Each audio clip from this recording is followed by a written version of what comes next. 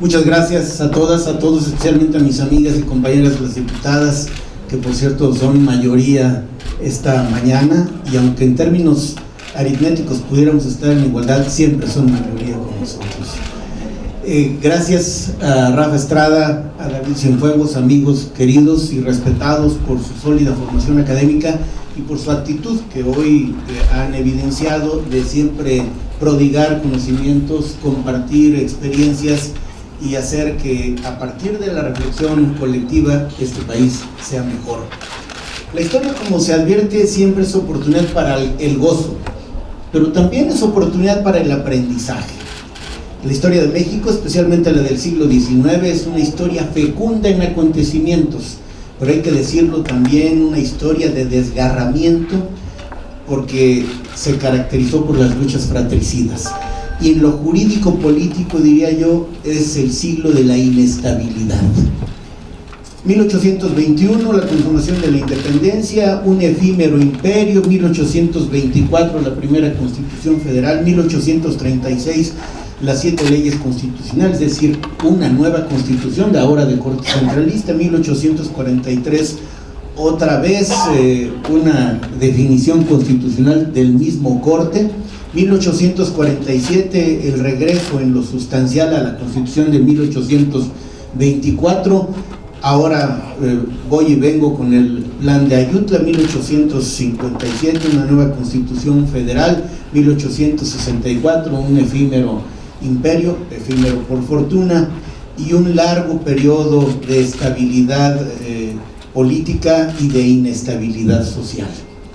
Entonces, tomemos como punto de partida para un antes y un después el pretexto que esta mañana nos convoca, el plan de Ayutla. Momentos difíciles, un estado de cosas retador que tuvo como demanda coyuntural acabar con un gobierno, quitar de en medio a Santana. Pero lo que tenemos que rescatar más allá de la coyuntura histórica son las aportaciones al constitucionalismo mexicano, que no son pocas, porque como ya lo comentaron quienes hicieron uso de la palabra antes que yo, el plan de Ayutla formula grandes aportaciones para el constitucionalismo mexicano, no solo el decimonónico.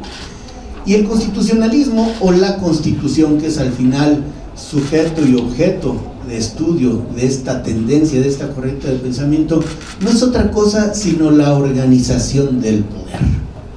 La organización del poder, y me hago cargo de lo que digo, porque puede haber, incluso en un régimen autoritario, un buen texto constitucional, y a veces es inversamente proporcional el tamaño de las garantías a la expansiva presencia del poder público. El siglo XIX se caracterizó, sobre todo en la primera parte, por un gobierno fuerte y ciudadanos, casi diría, expectantes, y lo documento. La Constitución de 1824 no tiene un capítulo de derechos. Los tiene, hay que admitirlo, los tiene esparcidos, los tiene por allí regados en sus textos, algunos que tienen que ver con los principios de seguridad jurídica, por supuesto, algunas cosas relacionadas con la libertad y con la igualdad, pero no centralmente. ¿Dónde está una primera aportación justamente del plan de Ayutla, que se concreta en la Constitución de 1857? Una que me parece de la mayor importancia, no solo en aquel entonces, sino contemporáneamente. La primera expresión de reconocimiento, que no otorgamiento, de reconocimiento de los derechos que llama así la Constitución del 57, en su artículo primero, los derechos del hombre. Es decir, cambiando el adjetivo de humanos como los conocemos hoy y llamándoles con sustantivo derechos del hombre, al final es la primera expresión del poder público, insisto, porque ahí hay, como lo saben ustedes, al menos dos formas de consagrar los derechos de las personas: que el Estado los otorga, como si fuera el gran dador de la condición jurídica, política y social, o el reconocimiento de derechos que la persona trae desde el momento en que nace, a los que el Estado, y a esa tesis me apego, solo reconoce, es decir, el Estado no crea derechos, el Estado no otorga derechos, si acaso reconoce lo que las personas, por el solo hecho de serlo, traemos desde que nacemos. Y además no solo los reconoce, sino sin pretender, porque no lo lograría citar literalmente el texto, los reconoce como el centro, como la parte sustancial de la actuación del poder público. Dicho de otro modo, es una constitución antropocéntrica, es decir, una constitución que tiene en el centro del interés y de la tutela constitucional al hombre, insisto que me parece de la mayor importancia. Pero a diferencia de mis compañeros, yo quiero tomar este plan, esta revolución, como la oportunidad para arrojar luz al presente. Decía que todo el siglo XIX, un siglo aciago, fratricida, esa lucha entre monárquicos y republicanos, entre federalistas y centralistas, etcétera, no le permitieron al país descollar. Y la Constitución de 1917, que creo que constituye un afortunado eslabón de la misma cadena, consagra lo mejor de la Constitución del 24, que ya atisba lo que en palabras de Carl Schmitt son las decisiones políticas fundamentales, la forma de Estado y de gobierno, la división de poderes, etcétera, las garantías individuales o los derechos de las personas, que por primera vez consagra la Constitución del 57 y agrega un ingrediente importante, el de carácter social. Y en consecuencia aparece en escena a manera de garantía social, como se fraseó durante muchos años, o de derechos que se deben deducir individual y socialmente considerados, la educación, el trabajo, la salud, aunque tuvo que evolucionar, la propiedad social subrayadamente. Esto me lleva, y lo digo en el lugar en el que se hace la ley, a hacernos cargo de los pendientes actuales bajo la inspiración de Ayutla, del 57, del 17 y de lo que nos arroja, insisto, como lección al presente. Hace rato dije que la Constitución, cualquiera que ésta sea, y como expresión pretendidamente intemporal, es una expresión, una forma jurídica del poder. Sí, nada más que ahora hay que agregarle valor al poder, hay que agregarle calidad al ejercicio del poder. El primer elemento que acredita calidad es la democracia. Primero, la democracia, y porque dije y lo repito, puede haber en un sistema totalitario una muy buena constitución, es decir, una buena constitución en términos de técnica jurídica. Es más, en una de esas hasta es eficiente, es decir, la constitución ayuda a tener orden y hasta progreso económico, pero no es suficiente. Contemporáneamente, el valor de la democracia no es ni siquiera discutible, y ahora lo divido en dos: la democracia como vehículo para acceder al poder, que a decir verdad, y lo digo haciéndome cargo del papel que el partido en el que milito jugó en el siglo XX, un partido al que le importó más el desarrollo social que el desarrollo democrático. Sin embargo, producto de ¿qué diría?, de factores de dentro y de fuera, evolucionamos al punto que hoy es difícil que alguien cuestione el arribo democrático a una posición pública. Hay tribunal electoral, bueno, o sea, hay un sobredesarrollo de la legislación electoral, casi al punto de la asfixia. Es decir, normas electorales al por mayor, tribunales electorales por doquier, y normas que han hecho compleja la vida democrática electoral. De modo que el acceso democrático al poder me parece que es difícilmente cuestionable. ¿Cuál es entonces el reto de esta generación de políticos y abogados? El ejercicio democrático del poder.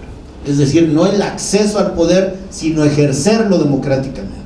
Y un ejercicio democrático pasa por la eficiencia y por la eficacia. Es decir, no basta, por ejemplo, decir que se expidieron planes de desarrollo o que se aplicaron recursos conforme a lo presupuestado. Hoy la calidad de la gestión pública es, diría, congénita del constitucionalismo contemporáneo. Dicho de otro modo, resultados y no pretextos son lo que la gente está esperando de sus representantes populares. Y si hablo de resultados, hablo de rendición de cuentas. Y de la rendición de cuentas, o la rendición de cuentas va de la mano la transparencia, que insisto, le imprime calidad al ejercicio de la democracia. Y ya encarrerado, obviamente, con el telón de fondo que tenemos en este país, todas las medidas, no solo de carácter legislativo, sino de carácter preventivo y correctivo de combate eficaz a la corrupción. Es decir, no basta con que alguien haya ganado una elección y tenga todo el derecho para ejercer el cargo. Tiene que hacerlo con eficiencia, con eficacia, con transparencia, rindiendo cuentas y combatiendo eficazmente a la corrupción. Por eso la agenda contemporánea, diríamos, de los constitucionalistas, me parece no puede dejar de lado esta serie de medidas. Y algo más que parece volver al origen: la seguridad y la justicia. ¿Por qué digo volver al origen? Porque en este figurado, casi diría ideal o idílico contrato social del que tanto se ha hablado, es decir, en el origen de la sociedad está un pacto elemental a favor de la seguridad. Primero de la seguridad antes que incluso de la justicia. Es decir, la renuncia voluntaria de las personas individualmente consideradas a una parte de su libertad en aras de la seguridad. Y depositar la salvaguarda de la seguridad en la autoridad. Es decir, instituyo una autoridad para que me cuide. Y me muestro anuente en la renuncia de ciertas expresiones de mi libertad, con tal de que esto sirva a mantener el orden. Acto seguido, la justicia, echando mano del más conocido y antiguo concepto de la misma, de darle a cada quien lo que le corresponde. Y hoy el Estado contemporáneo, yo diría en muchas latitudes del planeta, pero aquí no hacemos mal los quesos, parece que el Estado mexicano, y no hablo de ningún ámbito de gobierno, hablo de todos, y no hablo solo de una autoridad o de uno de los poderes, hablo de todos, e incluidos ahora organismos constitucionales autónomos, estamos en actuación deficitaria y en deuda con la sociedad respecto de garantizar seguridad y justicia.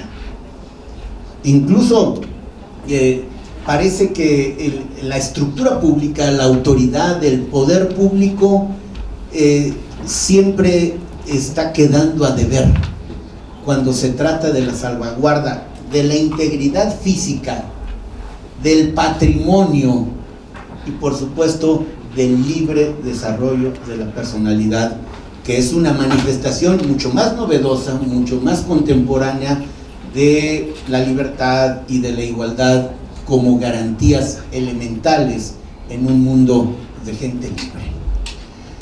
Termino diciendo que estamos ya en la conmemoración del centenario, o hemos iniciado, estamos en la víspera de la conmemoración del centenario de la Constitución del 17, queriendo, y retomo cosas de las que he dicho, que la Constitución sea la expresión jurídica del poder, sí, del poder democrático. La expresión jurídica del poder democrático, reivindicador y diría yo ciudadano. Es decir, otra vez voy a Ayutla, en el centro del interés, en el centro de la visión personalísima, casi intimista de quien ejerce una representación política, están las personas.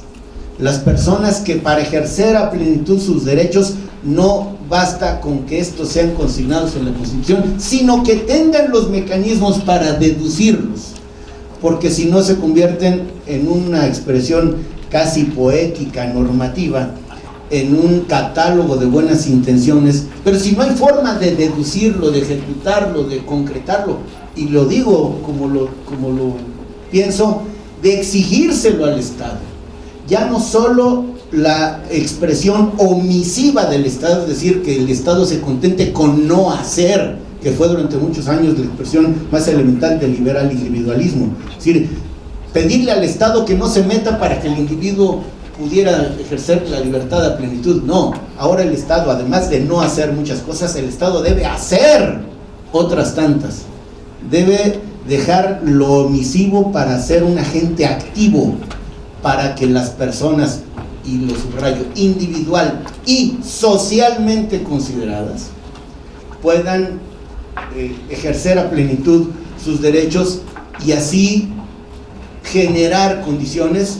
Y voy a caer en la tentación de alguna expresión que parece ingenua, yo creo que no, para que el Estado contribuya generando condiciones para la felicidad de las personas.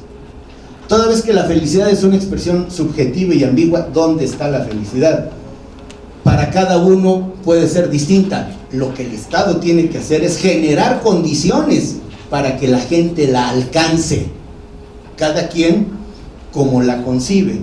Si hay pleno empleo, si hay educación de calidad, si hay servicios de salud, si hay respeto por las decisiones personalísimas, hay, entre otras, lo digo como se dice en el mundo jurídico, enunciativa pero no limitativamente, habrá condiciones para la felicidad y el Estado habrá cumplido su cometido. Termino entonces haciendo votos porque el festejo más importante del centenario de la Constitución sea sí la reflexión, pero solo como el preludio de la acción, para no quedarnos en un cenáculo de diletantes que puede convertirse en eso la Cámara de Diputados, o sea, en un sitio para pensar y repensar.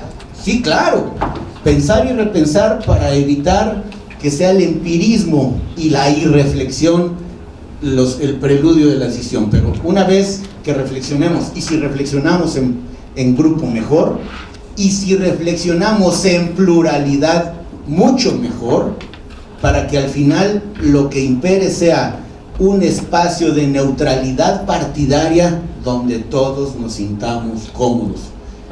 El reto no es arriar banderas partidarias, pues este es el sitio de la pluralidad y pues, creo que es legítimo enarbolarlas. El reto es saber cuándo dejarlas de lado, porque lo que está de por medio es infinitamente superior, porque es sencillamente la patria. Y patria, la expresión patria, su significado etimológico es la tierra de nuestros padres. Y yo agrego, si fueran nuestros padres, queremos dejárselas en mejores condiciones a nuestros hijos. Gracias.